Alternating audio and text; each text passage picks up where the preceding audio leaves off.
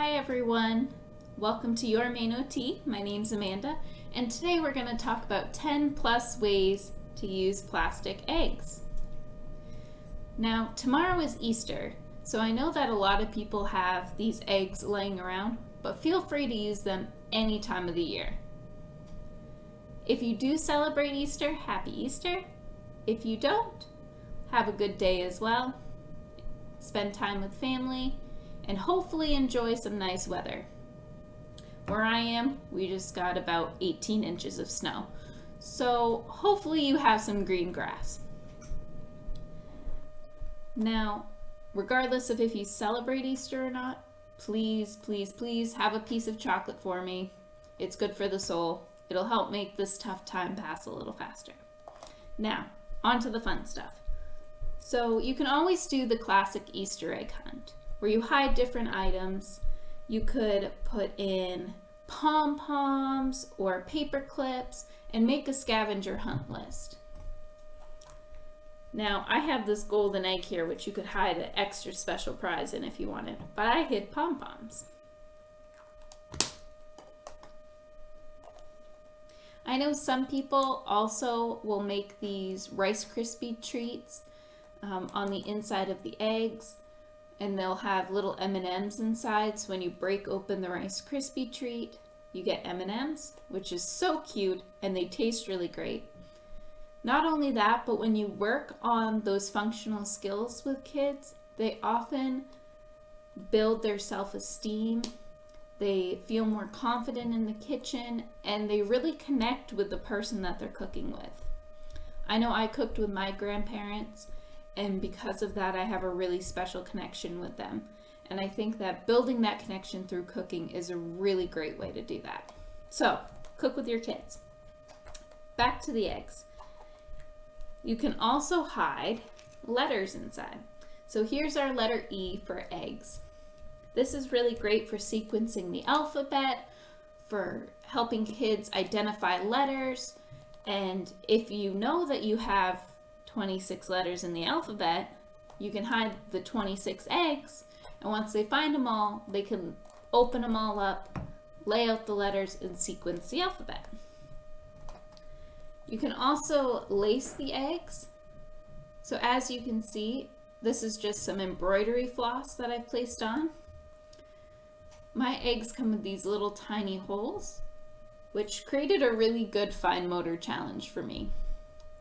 And it would be a great one to make like a little banner of eggs. It'd be very cute. Whoop! Can you guess what is inside there? It's green because it's got some money on the inside. This is another great way to work on math skills, identifying coins. You can hide different amounts in different eggs, and they have to locate the eggs and then count up the coins, the bills. You can of course use real or fake, that's totally up to you, but it's a great way to practice those skills. Last week we talked about rice. So rice makes really nice little maracas. And this is a great auditory stimuli for a lot of the kids that crave that. It's super easy to make. You just put rice in them. I would suggest taping or gluing the eggs to keep the kid from whipping the eggs open and getting rice all over your floor. So they do sound really nice and are really fun and easy to make. You can also use the rice, like we said, in sensory bins, but you can also use the egg pieces to help scoop the rice or whatever object you're using. Like I said, mine do have little holes, so it may make it a little bit harder to scoop water, but it might be a good challenge to make them scoop faster or to find ways to plug the holes using their fingers or other items. So it may require some critical thinking. You can also hide little pieces or notes of paper in them. So this one here is an activity. So it says, make a mud pie outside. If you can make a mud pie outside, I highly suggest it. I remember doing it as a kid and it was so fun. You get really dirty, really messy, but it's definitely a memory you won't forget. And it helps again with those kids that crave that sensory input. You could also hide rewards. So maybe you place the eggs all over the house and let them find them, and then in a bag you hide all the rewards or activities in there, and then they can pull out one egg and that's what they're gonna do. So the reward is a board game with family that the kid gets to choose, which is a really good one because not only are you working on creating a cohesive family, enjoying family time, you're also giving the kids some autonomy. You're letting them make those decisions on their own, what kind of game they want to play. No matter what it is, go with it.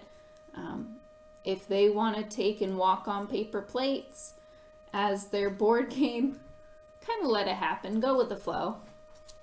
But it's really great for that as well. I know around the holidays, a lot of people were wrapping up different bars or gum in plastic wrap. This is also a great thing that lots of people have around at home, but you can wrap up the Easter egg. So the kid has to work on removing the plastic film to get to the egg. Obviously, depending on the child's skill, will determine how much plastic wrap you use, how tight you wind it, etc. It's a good way to entertain them for a while though. And of course, you can hide a little special treat on the inside for when they get all done. For me, it's a little Reese's cup. And of course, my favorite eggs, and I've used these with kiddos before, are my emoji faces. So he's angry. We've got this guy that's happy and in love. We've got this guy that's also really quite happy. This guy that's mad. This guy's sleepy. Now, the other great thing is, as you're decorating these eggs and drawing on the emoji faces, you can think about what zone these emotions are in. So for example, sleepy is in the blue zone, sad is in the blue zone. And then the other thing with these eggs is you can pull them right apart and you can let the kid kind of explore what kind of silly faces they could make. And then I have this guy here who's green. He's feeling ill and he's sick, and that's because he was wobbling too much. Making a little wobbler out of the Easter eggs is also a really easy activity for a kid to do. All I did was glue a penny on the bottom, and it helps hold the egg upright and makes him wobble. As you can see, this poor guy is sick because his vestibular system is not up to par. So hopefully we can work on that and fix that. So yeah, guys, there's 10 plus ways to use Easter eggs. If you have any ideas, thoughts, comments, make sure you comment below and like my video, and I'll be back next week with another idea. And in my last video was actually an Easter egg, like Pixar does, where I hid the object we're going to talk about next week in that video. So feel free to check that out, and I'll see you guys next time.